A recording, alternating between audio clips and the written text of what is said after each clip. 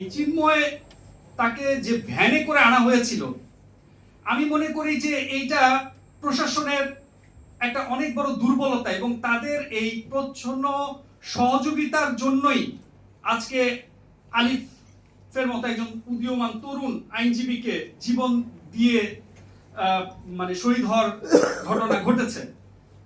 এই জন্য যে সেদিন ভ্যানে করে আনার পর পুলিশ কেন এই ইসকন সমর্থকদেরকে ভ্যানের আশপাশে আসার সুযোগ দিল?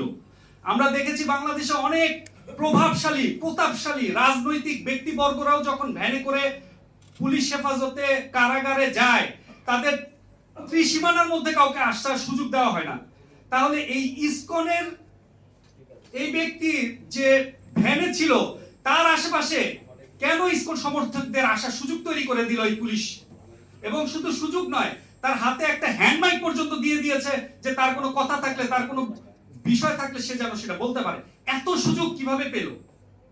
তার মানে হচ্ছে পুলিশের ভিতরে এই ইসকনের সমর্থকরা লুকিয়ে আছে কিনা, এটা আমাদের একটা প্রশ্ন, এবং সেটা অমূলক নয়। আমার জানা মতে বাংলাদেশে পুলিশ সেনাবাহিনীর উপরে অ্যাসিড নিক্ষেপের মতো গুরুতর ঘটনা মনে হয় অত্যন্ত নজিরবিহীন একটা বিষয়।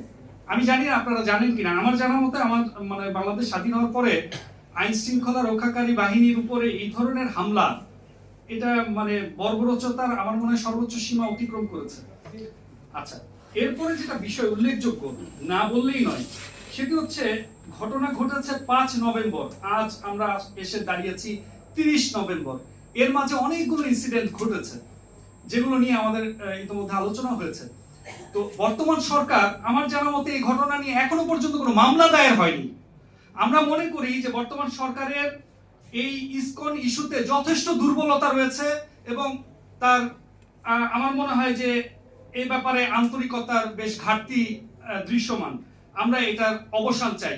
আমরা চাই দেশের শান্তি শৃঙ্খলা নিরাপত্তার স্বার্থেও হলেও সরকারকে সক্রিয় হতে হবে এবং প্রত্যেক দুষ্কৃতিকারী অপরাধী সে যেই হোক না কেন তার বিরুদ্ধে আইনের শাসন প্রতিষ্ঠা হওয়া অত্যন্ত জরুরি। না হলে দেশের শান্তি শৃঙ্খলা টিকবে না, থাকবে না। এবং যে আলোচনাটা আসতেছে যে বর্তমান সরকার খুব দুর্বল, তার অনেক কিছু ক্ষেত্রেই দুর্বলতা স্পষ্ট হচ্ছে, তো এইটা কিন্তু আরো একটা বড় ধরনের সুযোগ সৃষ্টি করবে।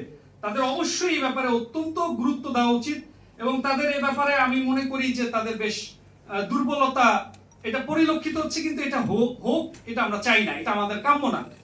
আমরা চাই এ ব্যাপারে সরকার সক্রিয় হবে এবং প্রত্যেকটা অপরাধের সুষ্ঠু তদন্তপূর্বক শাস্তি নিশ্চিত করবে, এটাই আমাদের প্রত্যাশা। আরেকটা বিষয় আমি বলবো যে গত 26 নভেম্বর যে ঘটনাটি ঘটেছে, হত্যাকাণ্ড নিয়ে বা এর মানে সপক্ষে অনেক আলোচনা আমরা ইতিমধ্যে শুনেছি, আমাদের বিজ্ঞ বক্তাগণ ওনারা বলেছেন। আমি একটা বিষয় উল্লেখ করতে চাই, সেই দিন অন্য একটা ঘটনা ঘটেছে। কিরকম ঘটনা ঘটেছে? এই কারণ আমাদের এই প্রবোধের মধ্যে আমরা পেয়েছি 2009 সালে যেখানে ইসকনের মন্দিরের সংখ্যা ছিল মাত্র 35টি, এই গত সরকারের আমলে সেটা বেড়ে হয়েছে 100-র উপরে। তাহলে এটা তো এমনি এমনি হয় না, প্রশাসনে নিশ্চয়ই ঘাটতি মেরে অনেক ইসকন সমর্থকরা হয়তো লুকিয়ে রয়েছে। সেটা প্রশাসনের সর্বত্র, সেখানে আমলা হতে পারে, পুলিশ প্রশাসনে হতে পারে, গোয়েন্দা সংস্থার মাঝেও হতে পারে।